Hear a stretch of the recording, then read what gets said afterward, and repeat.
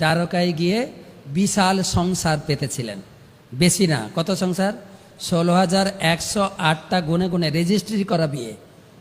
Registry এমনি আনরেজিস্ট্রি আরো অনেক ছিল, যেগুলো হিসাবের খাতায় আসেনি। বৃন্দাবন পরিক্রমায় গিয়ে আমরা একটা বিয়ের কথা শুনি, যেটা ভাগবতমে নেই। কারা কারা বৃন্দাবন পরিক্রমা করেছেন? কাম্যবনে ওখানে একটা বড় কুণ্ড আছে, বিমল কুণ্ড, নাম শুনেছেন বা মনে পড়ছে কিনা? বিমল কুণ্ড। সেখানে কাহিনী বলা হয়েছে, বিমল রাজা সৌবীর প্রদেশের রাজা ছিলেন, বর্তমান পাকিস্তান রাজা ছিলেন। সে তার ছেলে ছিল না, ছেলে খুঁজতে খুঁজতে বিয়ে করতে করতে মাত্র 6,000 বিয়ে করেছিল। আর প্রত্যেকটা স্ত্রীর গর্ভে মেয়ে। 6,000 বউর 60,000 মেয়ে, 60,000 মেয়ে। দুঃখ, আমার পরে কে রাজা হবে, আমার ছেলে নেই। একদিন শাণ্ডিল্য ঋষি ঘুরতে ঘুরতে তার দরবারে এসে ঋষিকে উচ্চ আসনে বসিয়েছেন, পদধৌত করেছেন, পূজা করেছেন। ঋষি জিজ্ঞাসা করছেন, রাজা কুশলে আছেন না?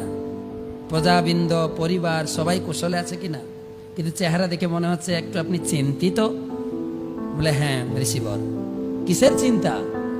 60,000 মেয়ে, একটাও পুত্র সন্তান নেই, আমার পরবর্তী রাজা কে হবে? তখন শাণ্ডিল্য ঋষি তার শরীরটাকে স্ক্যান বেরিয়েছে না, মনি ঋষিরা কাউকে বেঁকে স্ক্যান করতে পারে, আগের জন্মে তুমি কি ছিলে, যার জন্য এই জন্মে কেন তোমার পুত্র সন্তান নাই।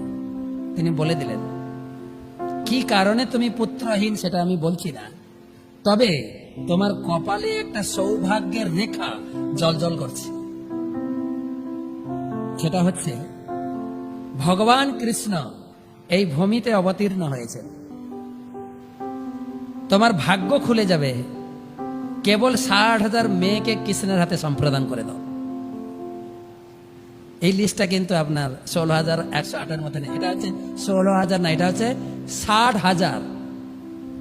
এটা কিন্তু রেজিস্ট্রি খাতায় নেই, মানে রেজিস্ট্রি ম্যারেজ ছিল না এটা, ঠিক আছে? বলে, সেই কৃষ্ণকে পাবো কোথায়? বলে, মথুরায় জন্মগ্রহণ করেছে, তার বাবা মায়ের নাম দেবকী বসুদেব, মথুরায় থাকে। কৃষ্ণ কোথায় আছেন? মথুরাতে। তার বাবা মায়ের নাম নন্দ, দেবকী বসুদেব। তাড়াতাড়ি যাও। তো রাজা, বিমল রাজা, মনে রাখবেন কি রাজা? বিমল রাজা দূত পাঠিয়েছেন কৃষ্ণকে নিয়ে এসে কৃষ্ণের হাতে সম্প্রদান। বিমল রাজার দূত মথুরায় পৌঁছেছেন। যে জিজ্ঞাসা করছেন, হ্যাঁ গো